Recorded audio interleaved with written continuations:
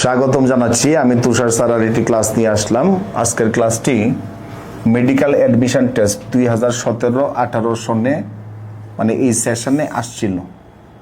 এখন এটা ডাক্তারকে ডাকো এটাকে ট্রান্সলেট করতে হবে।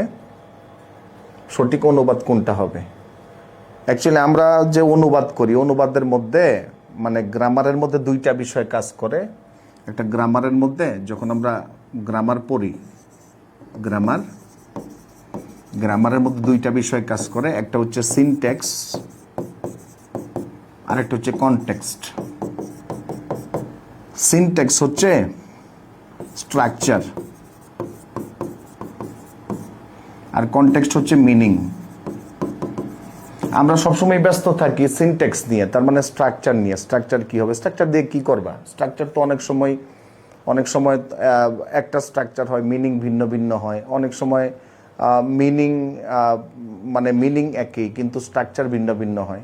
সুতরাং একসাথে দুইটাই বুঝতে হবে, একটা হচ্ছে সিনট্যাক্স, একটা হচ্ছে কনটেক্সট। যাই হোক, আমরা টপিকে চলে যাই। Call doctor, call doctor, call for doctor, call in a doctor, call in doctor. এখানে কি হবে? কল একটা ভার্ব, ডক্টর এটা কোনো মিনিং প্রকাশ করে না। কল মানে ডাকো, কল ডক্টর বলতে কোনো মিনিং নাই, বাদ। আর এটার কেন মিনিং নাই এটাও আমি বলি। ডক্টর কিন্তু হচ্ছে একটা নাউন, সিঙ্গুলার কোনো নাউন যেটা কাউন্টেবল হবে সেটা আর্টিকল ছাড়া আসবে না।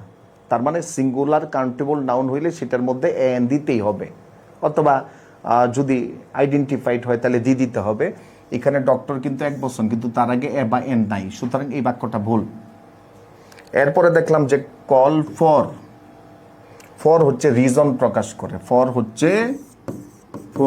এটা রিজন কারণ প্রকাশ করে। এরপরও দেখি আমরা এখানে কিন্তু কোনো আর্টিকল নাই, এ বা এন নাই, সুতরাং এটাকে আমরা ভুল ধরব।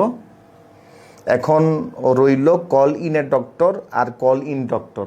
এখন সবার ক্লিয়ার হয়ে গেছে, কিন্তু আমার আর বোঝানোর দরকার নাই। এখানে কল ইনের পরে এখানে নাউন দেওয়া আছে, এখানেও কল ইনের পরে নাউন দেওয়া আছে, কিন্তু এই ডক্টরটা হচ্ছে সিঙ্গুলার কাউন্টেবল নাউন, সুতরাং আর্টিকল লাগবে। আর্টিকল ছাড়া এটা হবে না, সুতরাং উত্তর হবে C, call in a doctor. আমরা একটু চেক দিব।